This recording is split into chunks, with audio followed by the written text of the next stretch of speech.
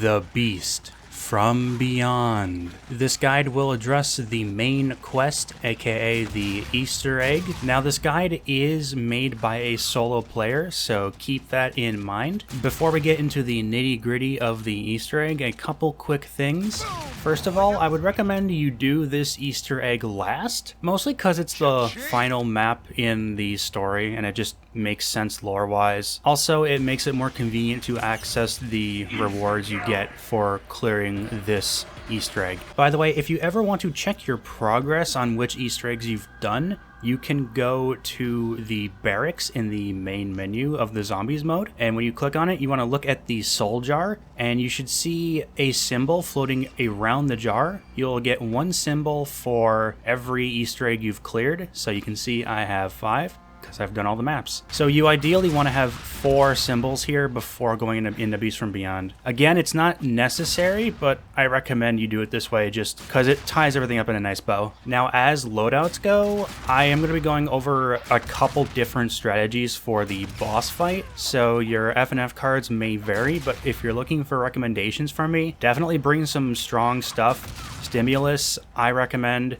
I also recommend the 5-second reload. Perk insured and reanimated aren't bad things to bring either. One last thing, this video is going to assume that you know how to do the power, the pack-a-punch, the double pack-a-punch, which I very much recommend for the Easter egg, and the Entangler. I have videos for all of these in the description below, and I'll also be going briefly over how to get the Entangler again in this video. Alright, enough introductions, I've talked enough, let's get this Easter egg underway. So you're going to want to get power going, start opening up the map, and start getting the bridges for Pack-a-Punch. While you're getting your loadout set up, you're also going to want to obtain the Entangler. And the way you do this is first find the fuse box in one of 3 locations, use a grenade to open it, and then shoot the green skull that flies out. Afterwards, head over to the storage room and stand on this red X and stand on this point for around 60 seconds until this green skull floats up to the top of the line here. Remember, if you're pushed off at all, you're gonna have to wait another round to try again. Once the skull flies off to a random part of the room, you're gonna have to jump and grab it in the air, and then you're able to access the Entangler. We're gonna need the Entangler for this first step of the Easter egg. So Neil,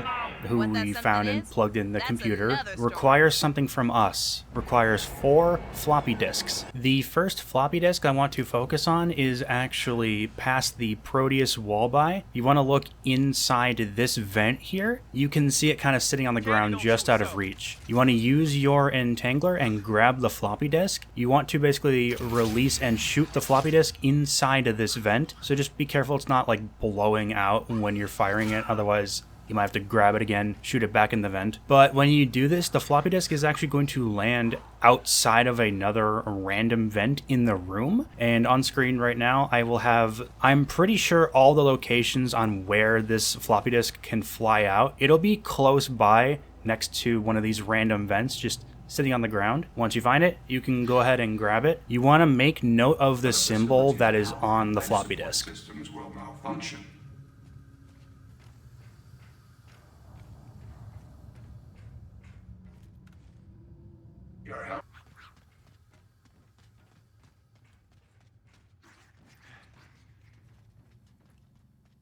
Our second floppy disk is actually going to be past these blue laser walls, and the way we get past them and into this room is you want to find an astronaut helmet. There's one in the hallway past Bang Bangs on this second floor balcony here. You want to grab one of these astronaut helmets with your Entangler, and then you want to bring it over to the Medbay, and you want to head over to this wall, and you want to basically position yourself.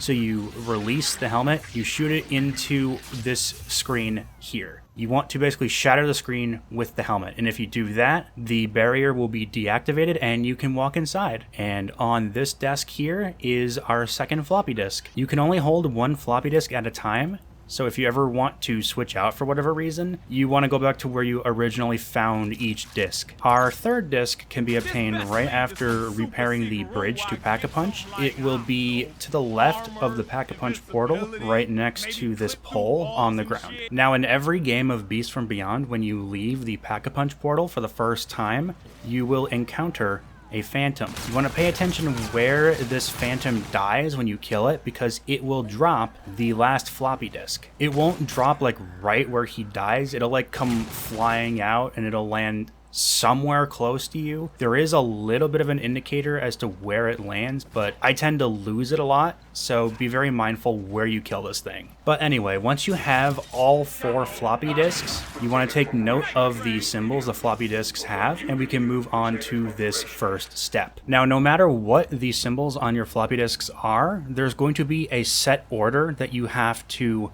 present them to Neil. Now there's gonna be pieces of paper and wall scrawlings that show these symbols in certain orders. Only one of these lines will have every single one of these symbols that you've gotten from your floppy disks. So the idea is you want to look at all these rows and you want to find which of these lines has all the symbols that you've seen, and that line will tell you the order in which to put the floppy disks into Neil. So when you go up to Neil, there's 4 monitors and you'll get a prompt. If you have a floppy disk, it'll say hold X or hold E or hold F to place into slot 1, slot 2, slot 3, or slot 4. And that's the order you would place the symbol, the floppy disks, into Neil. It's just 1, 2, 3, 4. I'm gonna have all the paper and wall scrawlings on the screen now.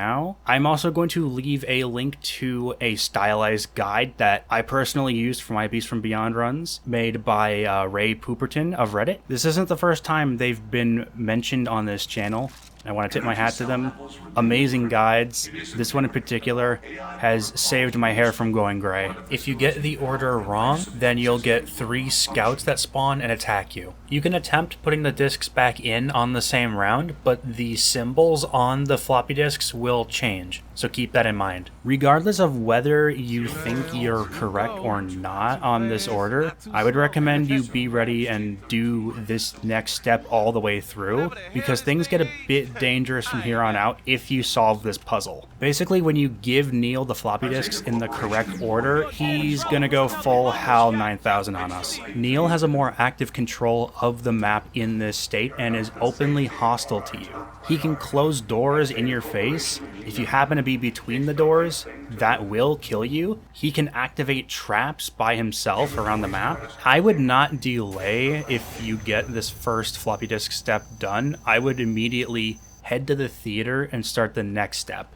You want to head to the hallway with this brute cutout, and you want to look past the brute cutout on this wall. And in the distance there, you'll see a little button just sitting on the wall. This little button can be grabbed with your Entangler. You want to do that, and you want to basically walk toward the front of the theater, the lobby. Go up to any Beast from Beyond poster. I like doing this one right outside the entrance doors, and launch the button so it lands in the poster. The button will now show up in the movie. The portal right outside the theater will take you very close to where you need to go. I would use this portal with caution though, because you walk right into one of the traps. It's only happened once or twice where I've gone through the portal and there's been a laser hallway in my face, but be prepared just in case. Anyway, you want to head into the medbay, into this secret room we opened with the astronaut helmet.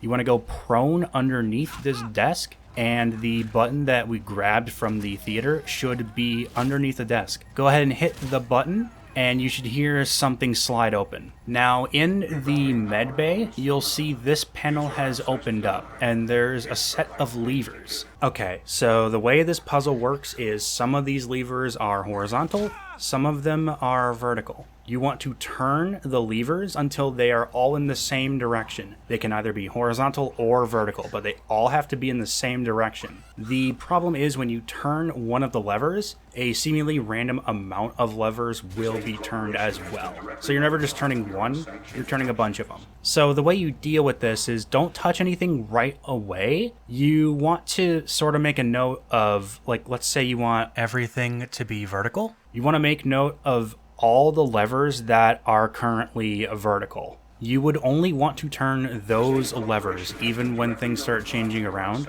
Only flip the ones that were originally vertical. If this ends up not working, then just do that process again. Just take note of what's vertical that needs to be turned horizontal and turn those specific levers, no matter what's changing. Once you've successfully done this, you will have pacified Neil temporarily. You can hold tab to check your progress, and if Neil is green instead of red, then he is currently pacified. Now, he won't be pacified forever, so you want to deal with him as soon as possible. The way we do that is we head back to spawn where he's in the monitors, and you want to grab Neil's head with your Entangler. Doing this will make the doors lock up and more zombies to spawn, but do not let go of Neil. You want to try and take him outside of the space station, basically toward the Pack-a-Punch portal. The doors now will only open when a zombie is nearby to let them through. So you want to wait by a door, and you want to try and get a zombie to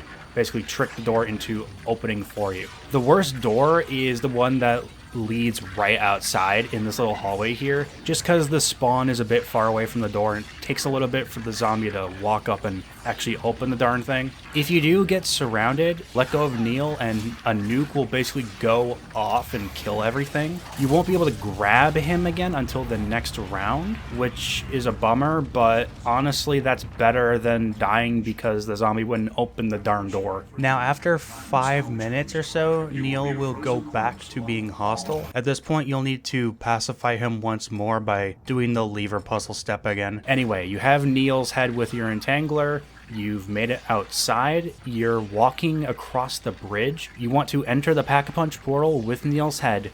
Do not let go. Keep holding it, even when you're in the Pack-a-Punch room. You want to set Neil inside this little computer right here on this desk. Once you do that, you're basically boss fight ready.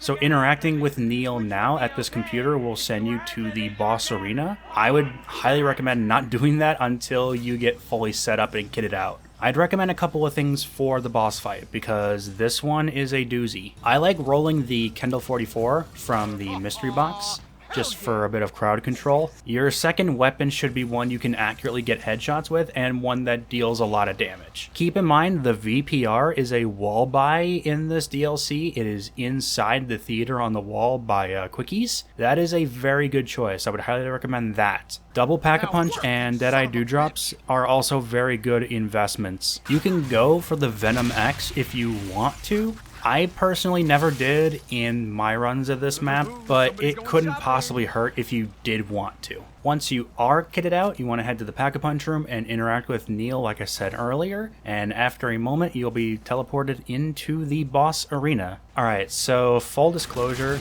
this fight is rough. This is easily one of the more brutal encounters in this game. So for this first part of the boss fight, Neil's going to bring a giant railgun above you, and you want to watch where this laser aims. It's going to point at one of these containers. He'll shoot open the container, and out will pop a Rhino. Now, if you haven't played Extinction or Ghosts, these things are big, they're beefy, and they like to charge at you. They can also corner surprisingly well. This part especially is why I recommend Deadeye Dewdrops. I'd recommend just keeping your gun aimed, make sure you have that headshot bonus racked up for when the Rhino pops out.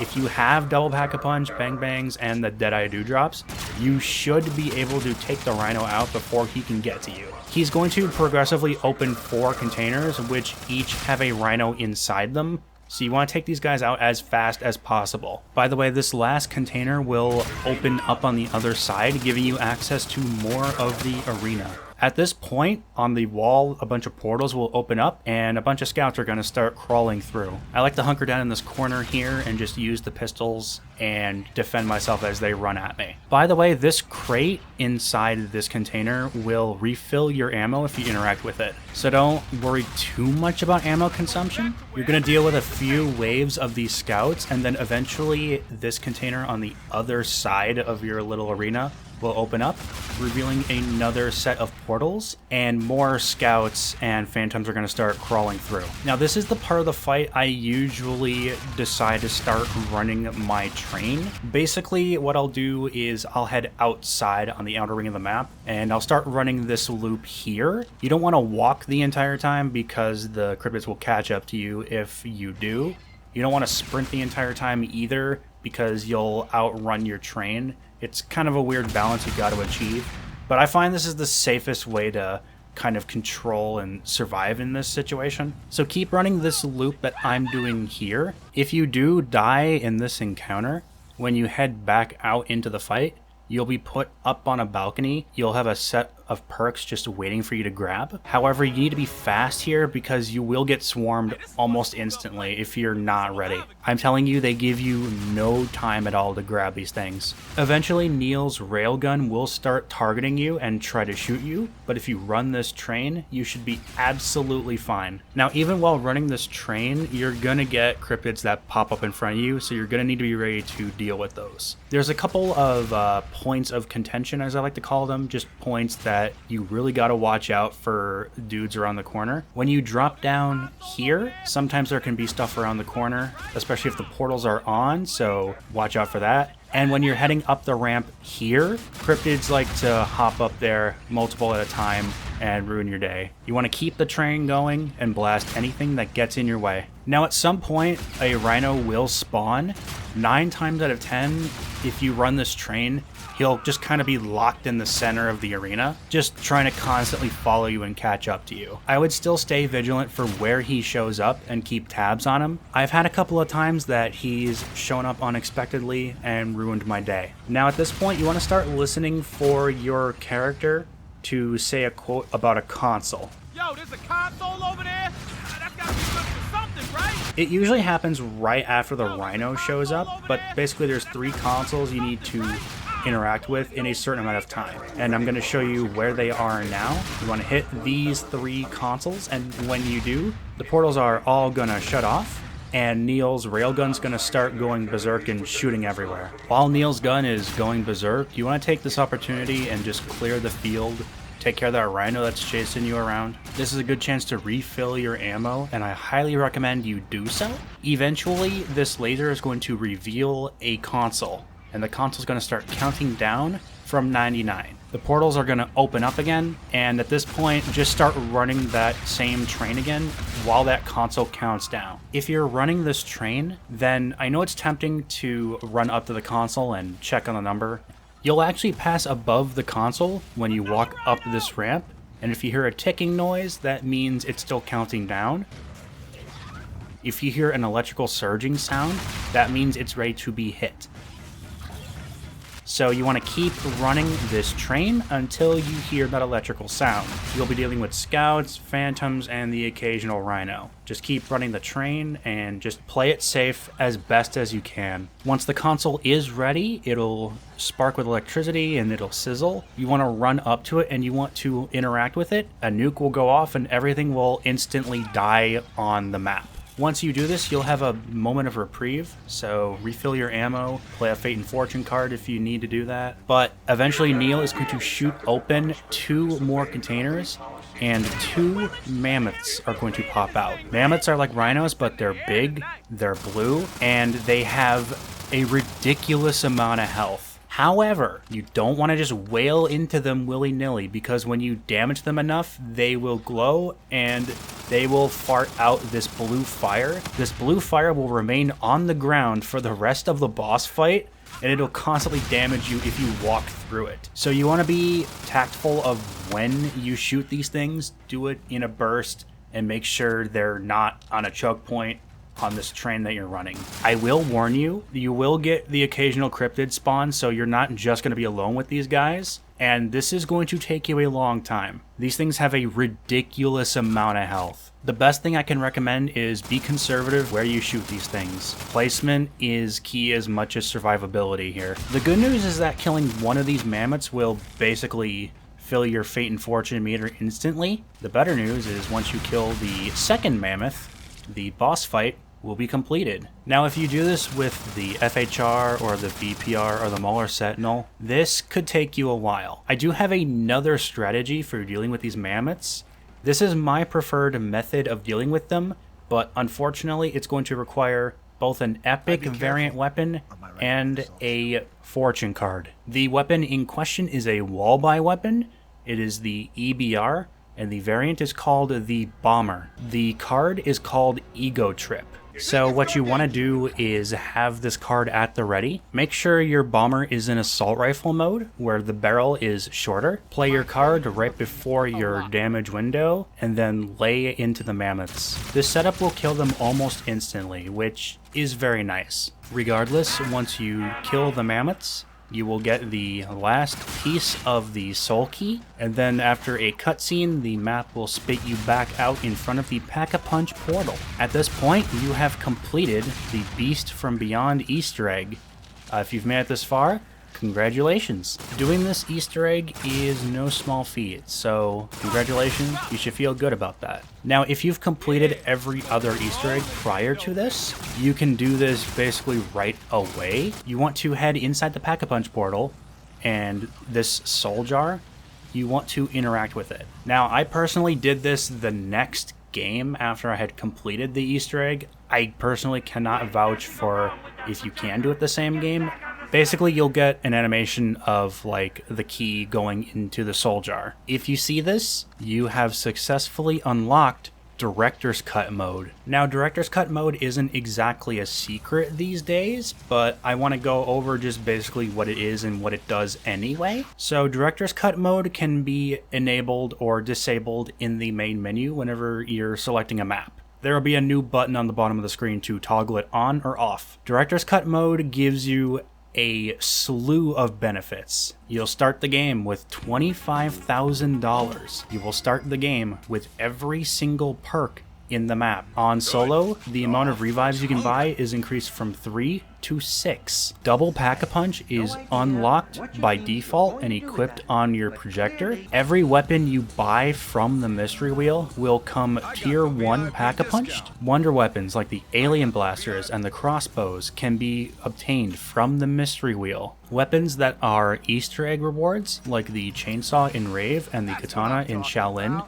are available to be bought immediately. To say this is a generous reward is an understatement, and it puts Treyarch's Black Ops 3 Super Easter Egg reward to shame. I mean, guys, I love you, but in RK5, really? This is borderline God mode, and it's amazing. Everything's open to you in Director's Cut mode. You can play as the guest stars, you can do all the quests on the map, you can do the main quests, and actually, I would recommend that you do so. For you see, you've done all the Easter eggs, you've unlocked God mode, Director's Cut, but the story isn't exactly over yet. If you manage to complete all these Easter eggs again with Director's Cut mode, you will gain access to possibly one of the coolest things I have ever seen Call of Duty ever do. And that, ladies and gentlemen, is what my next video will cover, so stay tuned. If you've made it this far, congratulations on completing Beast from Beyond. If you've unlocked Director's Cut because of me, please let me know.